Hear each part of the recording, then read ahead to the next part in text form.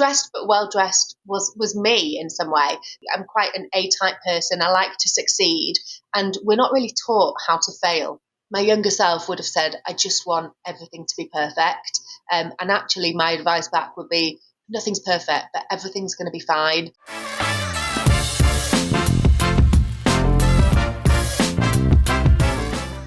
Welcome to Off the Hanger, the fashion podcast where we delve deep into our guests' wardrobes, finding out their favourite fashion pieces and the stories behind them. This week is a super special episode. We're doing a little collab with the gorgeous Dahlia Stroud, host of Stressed But Well Dressed podcast. So I am going to be guesting on her show, and she is going to be the guest this week for Off the Hanger. I hope you enjoy this episode. Well, this is a special episode. We have an Off the Hanger versus Stressed But Well Dressed podcast special, and I am very much here for it. Dahlia, thank you so much for being a guest. Do you know what? It is so exciting and a little bit petrifying to have the tables turned, because obviously I'm used to interviewing people, and to be the person being interviewed is a completely different mindset. So I am really excited, but I have to admit I did feel a little bit of the anxiety this morning, a bit stressed in terms of how is this going to go? Yeah, but you see, the moment that I first was introduced to your podcast, that has now become one of my catchphrases. Because if somebody says to me, how are you? Quite regularly, my answer will be, I'm stressed but well dressed, so it's fine. Yeah. I think this is fabulous. Well, if you are stressed, you do look brilliantly well dressed. So we're all good. We're all good. We're all good. What led you to podcasting and starting your gorgeous podcast? So it's a bit of a crazy story, and I guess stressed but well dressed was me in some way. So I worked in buying. I had a big job in buying. I had lots of people who worked for me, and I got made redundant. And I think, I'm quite an A-type person. I like to succeed, and we're not really taught how to fail, are we? And redundancy isn't failure, but it's definitely one of the emotions that you feel when you are made redundant. And I thought, do you know what? I had anchored so much to the identity that I had working for an organisation.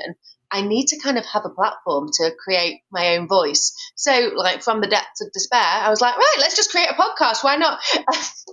I have always loved fashion. I've always used it as a way to express myself. I've always kind of lent into, and as I've kind of got the stuff out for today, I've realised that I've lent into some a little bit wacky things, as you will see as we go through the conversation, and I'm quite excited to show them to you. But I've always kind of lent into fashion and expression, and the idea of well dressed for me is very much about that mindset of, do you know what, I feel well dressed, I'm good to go, and essentially the podcast for me was a little bit about taking myself from stress to some element of well dressed that I try and aspire to be today.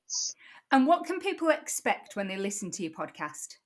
Oh gosh, everything. So I interview different people each week, just like you do, but the conversation isn't so much about the physical clothing, which is why I'm so excited about today, actually, because it's not something that I talk about a lot. It's more around just kind of that inner feeling of confidence that clothing gives you. It's people's confidence journeys, how they have overcome resilience, challenges in their life, and essentially how they have created their own well-dressed mindset, and really challenging the listener to think about what well-dressed means for them.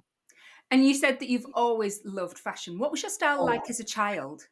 Terrible. Good. I'm glad that that's your answer, because mine was too. I was growing up, I was 39 last week, so I was growing up in the 80s, and it was all about, St. Michael from Marks and Spencer's. It was like tank tops over t-shirts, but like connected. It was the sweater shop. It was Adams. And I think like a highlight for me was getting Reebok trainers rather than like supermarket trainers. Though I really wanted Nike Air Max that everyone else had.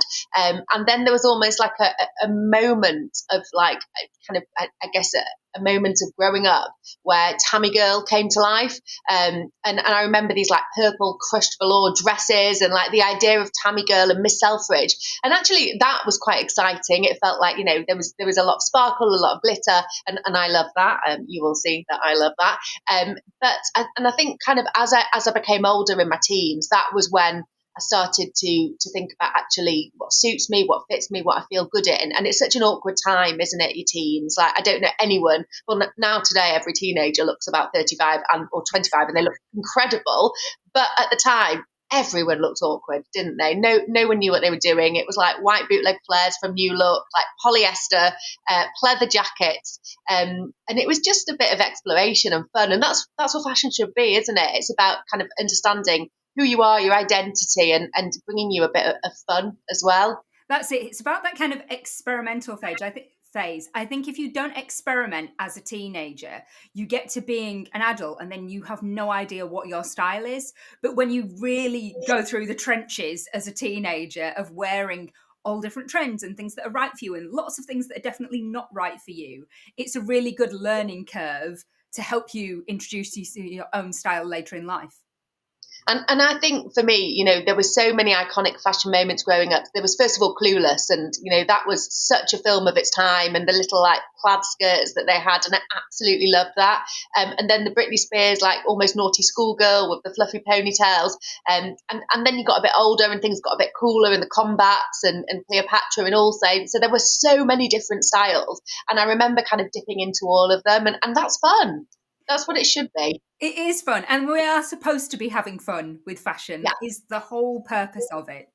I'm having fun right now. Always. Any day that I get to chat fashion, I'm having a great time. So what's the oldest thing lurking in your wardrobe? Okay, so I've got two. So one of them is some shoes, and I think they might be like 2009. So they are from Dune. They have like this big disco ball on the top. The like chrome, like metallic stiletto heel, and a peep toe. And I think I bought them. I don't know why I've still got them. I just can't bring myself to get rid of them. I definitely don't wear them anymore. But I remember going to lots of like parties and going out loads and wearing them a lot, so they do look quite worn. So those are probably the oldest shoes I've got in my wardrobe, still standing. And then my oldest dress actually is a little bit sentimental as well. So I bought this dress in 2000 and I think it was 2009 Christmas. So I went to New York with my then boyfriend, now husband, and I bought this Michael Kors one shoulder dress. So it was one shoulder and it kind of bagged, and I'm showing you it now. It just looks like a sheet, but I will send you a picture of me wearing it. And I really wanted to get engaged in New York. My boyfriend and I had been together like 7 years at the time, and I was like, come on. And we didn't get engaged in New York. Anyway, I bought the dress from Michael Kors, and then we got engaged 3 months later, and I wore the dress to our engagement party. It's an old dress, but it's got a good memory. And funnily enough, I just kept it. And then I wore it last weekend after 15 years, completely differently. And I was like, I can't believe that the thing I've chosen to wear is something from 15 years ago. But I also am really happy about that. I love that. I love when you make those rediscoveries in your wardrobe. You're like, oh my God, I've had this so long Yeah. and I've just not worn it. Is there a way that I can modernize it and make it wearable for me now as a woman in my late 30s, 40s, whatever that is? Yeah, and you know what? I felt really good wearing it as well. But I will say, I am like that was Michael Kors in New York, very cool. But I feel like I'm a bit sad about Michael Kors because I feel like the tote bag ruined everything. Yeah, you see, I used to be a really big fan of the brand when it first came out, and it was very cool. And Carmen Cass, do you remember Carmen Cass, the model, did all of their campaigns, and I adored them. And they were like peak of when I was obsessively like reading Vogue and Elle magazine. And then all of a sudden it became like loved by the masses, and they brought out the tote bag and everybody was wearing it, and then there were all the copies of it, and I was like, oh, you've kind of lost me a little bit now. I want it to have a really good resurgence. Yes. So that was the original Michael Kors. Yeah, definitely. Before it all appeared in TK Maxx. Yeah. What's the piece in your wardrobe that gets the most compliments? Oh God, do you know? I really struggled with this, not because everything gives me compliments, but just because I wear such a variety of things that people generally comment all the time. But I've chosen a dress that I really love, and the few times I've worn it has given me loads of confidence. So it's a self-portrait dress. It's long, it's kind of midi, it's got a big split, lots of blue gems and a few cutouts at the front. And it just, when I put it on, I feel really good in it. It's kind of wow and subtle at the same time. Would you say this is subtle? I've just said cutouts and blue gem diamonds and a split. I'm not sure it's that subtle. But It's pale blue. every That's subtle. It's it's pastely. It's not powder white. blue. Every time I wear it, someone compliments me, and I've seen other people buy it and wear it after I've worn it as well. Not because I'm an influencer, just because it's a really nice dress. It's an amazing self-portrait. Is such a good fabric as well in terms of dresses. So yeah, I absolutely love it. I bought it in the sale. I wore it at a time, first wore it at a time when my sister-in-law was getting married and she had a big pre-wedding party. And I just remember feeling really good. And yeah, I absolutely love that. And I think that's the reason for the compliments a lot of the times. It's not necessarily that the piece is utterly show-stopping, although that one is. It is just, we're obviously feeling it, we're feeling ourselves, and we're radiating that, and other people, I think, really pick up on it and notice. Yeah, and I always talk about this actually a lot on the podcast that I do, that people think it's quite vacuous to say, oh, I like someone's outfit, but actually it is so powerful because, what you've chosen to wear is how you want to show yourself to the world. So if someone acknowledges that and says, I like your outfit, they're saying, I like your identity, I like what you've chosen to show the world in terms of who you are. So I think it's massively powerful, that kind of compliment around outfits. And I always try and tell people I've seen something I like, especially like when people don't expect it as well, because I think that's really nice. Yeah, I'm one of those that chases people in the street. If I see somebody in the street and I'm like, sorry, excuse me, I'm like, I've just got to tell you, I'm like, you look so good, the coat's amazing. Like, because I just think, even especially from a stranger, if a random stranger is so taken by the choices you've made that they want to compliment you on them, I think it's like, makes you feel great for the rest of the day. Yeah, it just lifts your spirit, doesn't it? It totally does. Now, you don't have to share how much it is. We don't expect all of the gossip. But what's the most expensive piece you own? So this is a little bit embarrassing because it was really expensive. So I do love handbags. I've got a good collection of quality handbags that at some point I will either give to my daughter, or if she doesn't want them, sell them. But I think, considering she tried to take a pink Mulberry Alexa to the school disco when she was 7 and had a hissy fit when she couldn't, she will probably want them. So this it was my most expensive purchase, and it is a Valentino Garavani little like Kelly bag, and I absolutely love it. And it does have a story around it. So I was on holiday with my family in Spain, and it was our first holiday after lockdown. So like all the good vibes, feeling really positive. And I said to my husband, I'm just going to go for a little walk and a browse around the shops. And he was like, fine, fine. So I went off. I left him and the kids by the pool, went for a walk, and I saw this bag, and I was like, I've just never seen anything like that. Like, I just love the fact it's so different. I love the fact that, it's everything. It's studs, it's white, it's black, it's everything. And I was like, try it on. And then I was about to buy it. I thought I'd treat myself.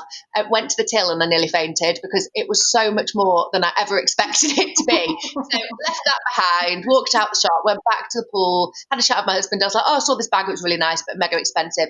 This was in October a few years ago. Didn't think anything of it.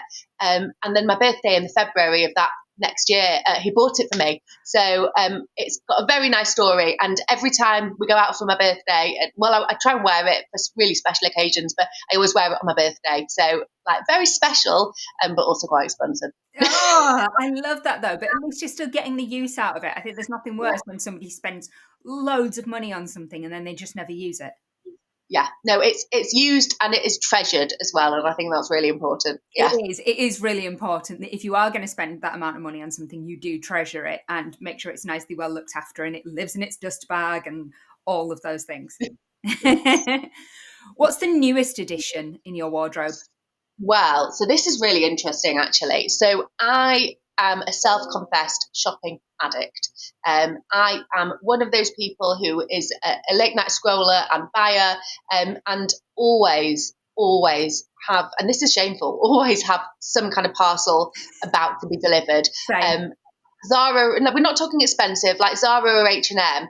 And I don't go out enough. I work from home to be able to wear all of that. And I had a conversation last year with Tiffany Dark, who was the editor-in-chief of Harrods Magazine, Style Magazine, and now is an activist for sustainability. And she advocates for the rule of five. So the rule of five, and I'm not sure if you heard of it, but I'll explain it for your listeners, is basically that in Western society, we can afford, from a sustainability perspective, to only buy 5 new items a year. Plus 4 from vintage or recycled, but 5 new, to be able to first to enjoy and keep the economy alive, but also at the same time be mindful of the planet. And I heard that and I thought, I really want to try that, but I'll never do it, because for me, honestly, shopping was like going to the food to buy a pint of milk, a top here or this there, and it was just excessive. So I actually have done it. So since the beginning of January, I haven't bought anything. I mean, it's only the 7th of March now, but for me, that's a pretty big deal. But the last thing I did buy was in America at Christmas, and it's really not very exciting, but I love them. So I love Anthropology. I just think when you go in there, it's such a great experience. It's fun. There's always something to look at. And they do a pair of trousers called Colette. Now, I'm not proud to admit I have 3 pairs of Colette trousers in orange leather, pink leather, and leopard print. So I just thought I'd buy the plain jean version of them. So I bought these, and they were the last thing I bought. And then I shrunk them in the tumble dryer, and I was like, "This is terrible. What a predicament. What do I do? Like, if I rebuy them, is that one of my rule of 5, or is that an extra because I've shrunk them?" But my friends recommended that I unpick them. So this is a new sustainability challenge that I've got, to unpick the hem of the jeans, make them a bit longer, and then continue wearing them. But I do feel good in them. I'm happy I bought them, and I'm not sure what I'm going to buy next. That does sound a real challenge. Yeah. I have definitely bought plenty of new things so far this year. There's definitely been things, because I've bought sale purchases. I think that's my problem. It's the sale things that get me.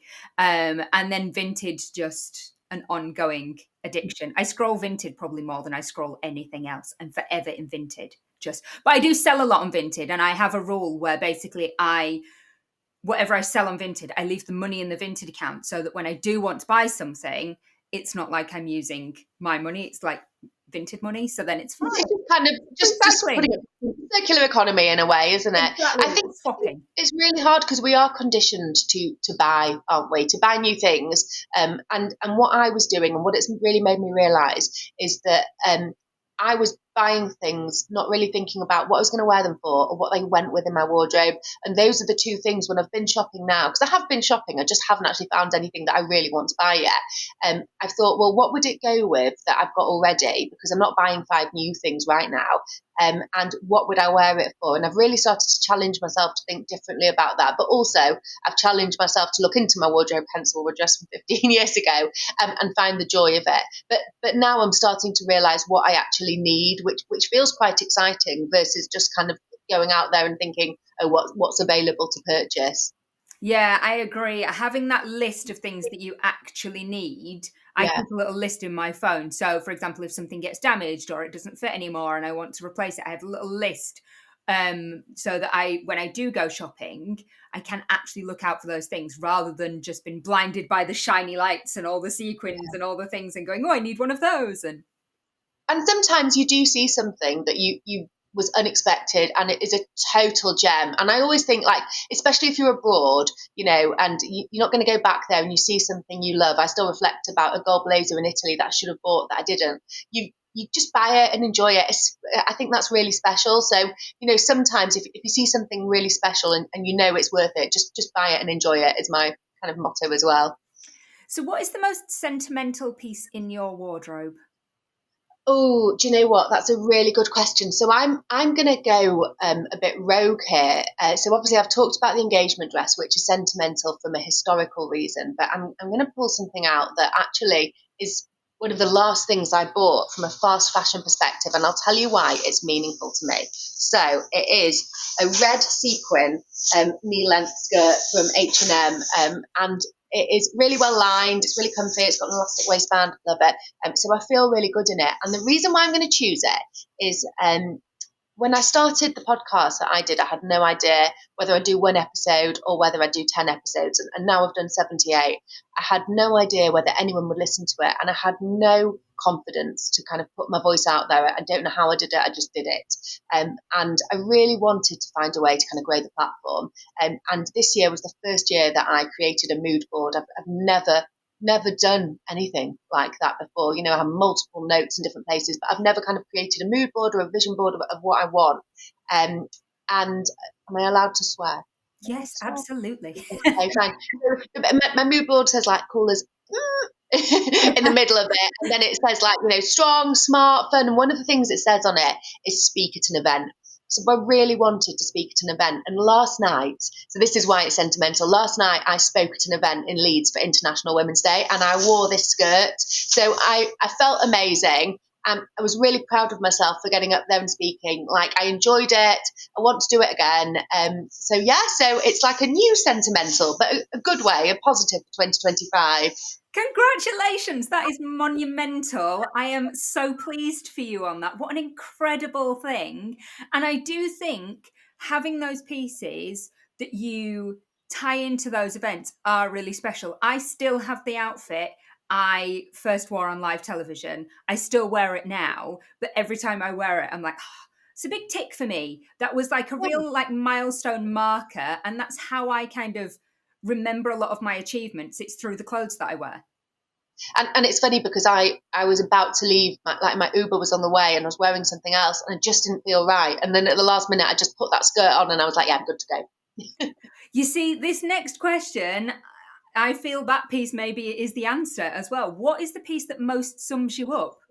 Okay, no, you're going to laugh. It's not that. It's not that, okay, but that piece I think does sum you up because it is so fabulous. The piece that most sums me up, are you ready for this? Yes. It is my really old H&M silver Parker coat.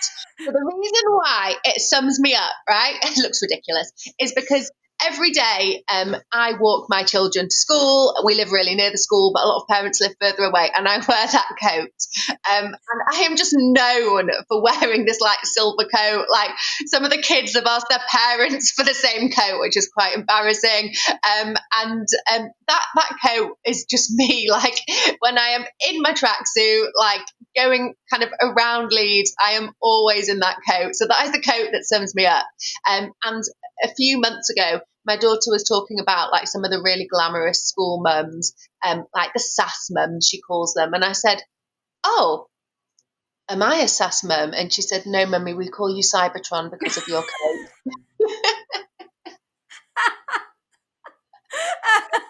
Oh my God, that is iconic. I absolutely love that. I love that kids are asking to have the same coat as you. No. Also, So 9-year-old girls are wanting my coat, but no one else's. That is so funny. Oh my God. You see, I'm a boy mum. And so he's just generally mortified in the things that I wear. I turn up to school to pick him up sometimes, and he's like, honestly, what have you got on? And I'm like, what do you mean? And he was like, look at everybody else's mums. They're in like leggings and puffer jackets. He's like, and you're in like a bright blue suit with like ridiculous heels and something daft pinned in your hair. He's like, you look mad. I'm like, yes, but that's okay because that's who I am. So it's fine. Exactly. And you are role modeling for all those girls looking at you thinking, I want that suit. But also with him, it just then makes me kind of, my hope is that he never stands there and goes, my outfit is too much. I should be less. He goes, actually, no, I'm going to wear this mad thing because that's what we do here. If we want to wear something and it's a bit mad, that's what we wear because it's fun and it's supposed to be fun. Absolutely. I totally agree with that. Now, do you ever fall victim to a fashion faux pas or a wardrobe malfunction? So I've got two. One's a shoe, one's a jumpsuit. I will share both with you very quickly. If you want to edit one out, you can. They're both horrific. So when I was very young, like 19 maybe, I'd been going out with my now husband, boyfriend, a year and a half, and he's a little bit older. One of his friends got engaged, and it was the first engagement party we'd gone to. And I had this green and white polka dot dress from Zara, really cool, and these white vintage shoes from Shelley's. Don't know if you remember Shelley's. Shelley's, yeah. But they were a white court shoe. They were really funky, and I was wearing that, and I felt good, but I felt really on edge because I didn't really know anyone. And it was a big party in a marquee. There's loads of food, really like. I saw two people looking at me and looking at my outfit, and I was like, "What's going on?" And I realised I'd stood in a Yorkshire pudding, and I was walking around with it on my heel. So my whole heel of my shoe was just the Yorkshire pudding, and I have no idea. And then like, how do you get it off like stylishly? Because at that point, like I couldn't. You just laughing. I couldn't walk to the toilet because I would have had to kind of carry on walking across the dance floor with the Yorkshire pudding. So I was trying to like manipulate myself to get the Yorkshire pudding off my heel, and that has just stayed with me for 20 years. That is the best story I have ever heard. Oh my God.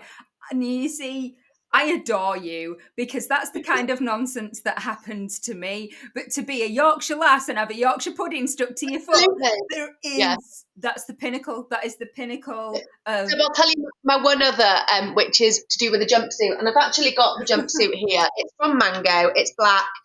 It's quite nice and corporate and like pretty inoffensive. So just like a lovely jumpsuit. And I had a big conference at work, and I put on the jumpsuit and I put on a bright pink blazer and silver boots, and I had to go on stage in front of loads of people and do a panel. And it was fine. And it was me and three guys, and there were two like sofas on stage. And I always think, like things like that are quite awkward because am I going to be on a stool? Am I going to be on a sofa? How am I going to sit? Like what parts of me are going to be seen? So I was already a little bit conscious of that.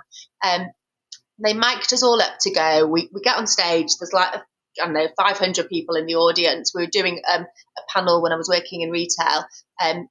Lots of lights on us. So it's already, you're hot and uncomfortable. I don't think my shoes were that comfy. And we all kind of spoke, and I thought, my mic doesn't work.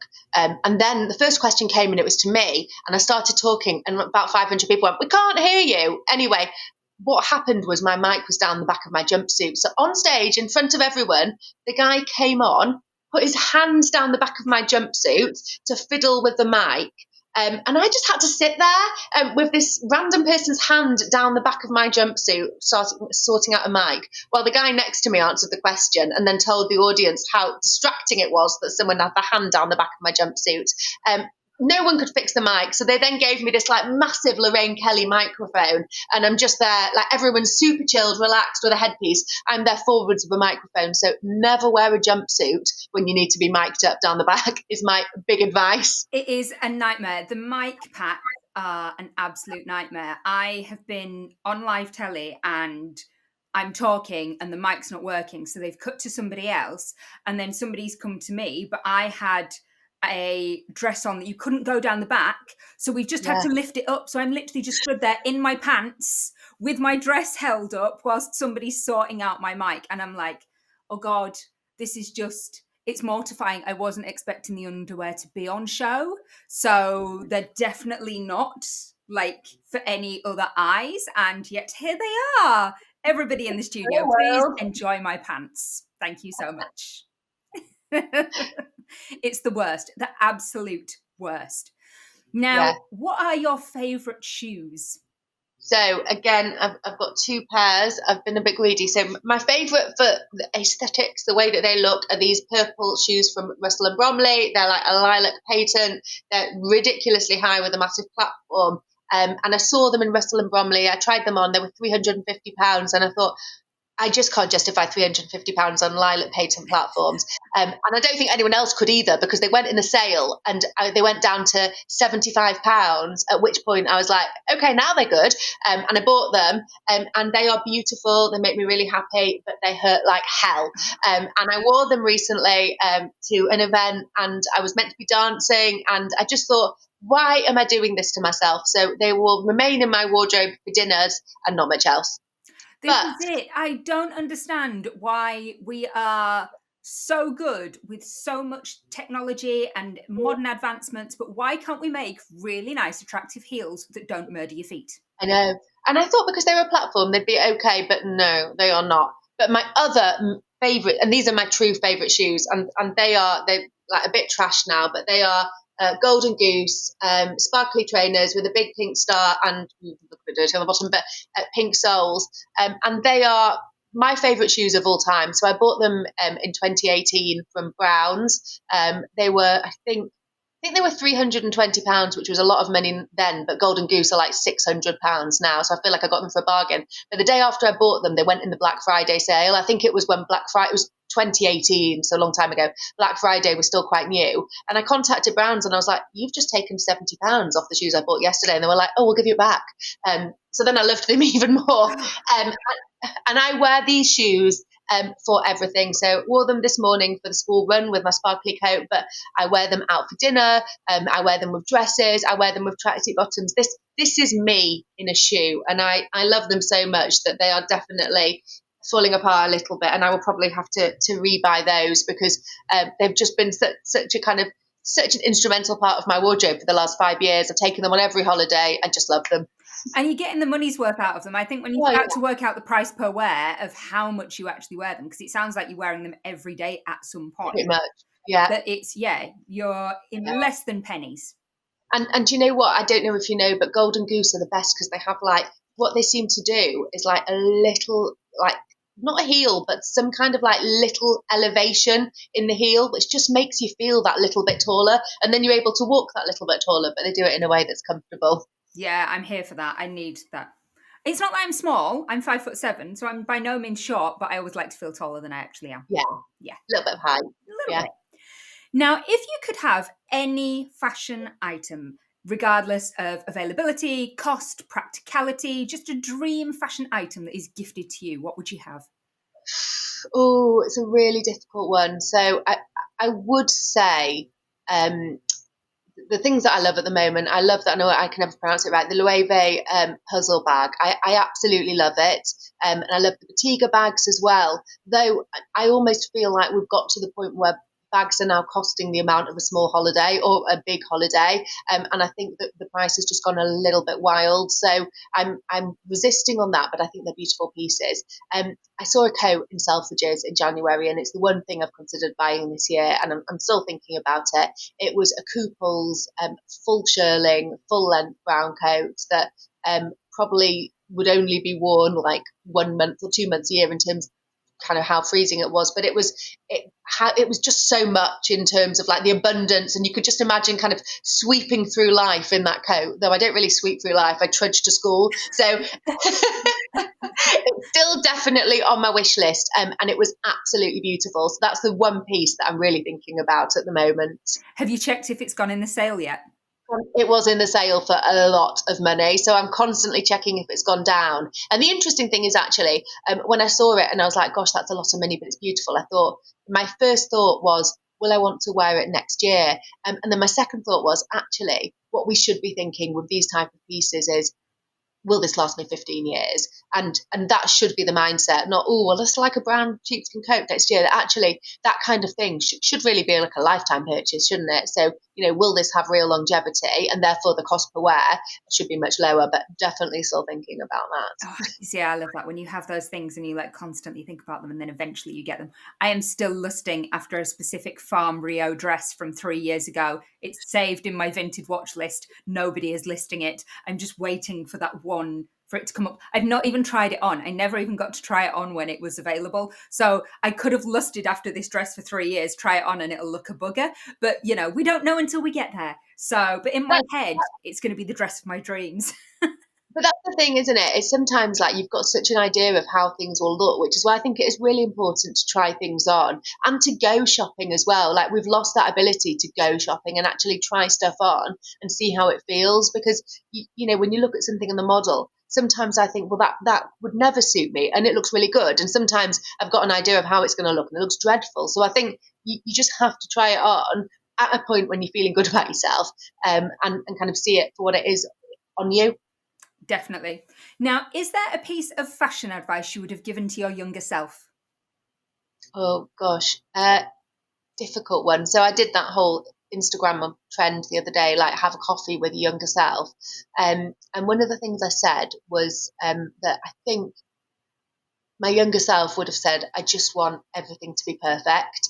And actually my advice back would be, nothing's perfect, but everything's going to be fine. I think my younger self was so conscious about kind of what people thought of me and how I looked.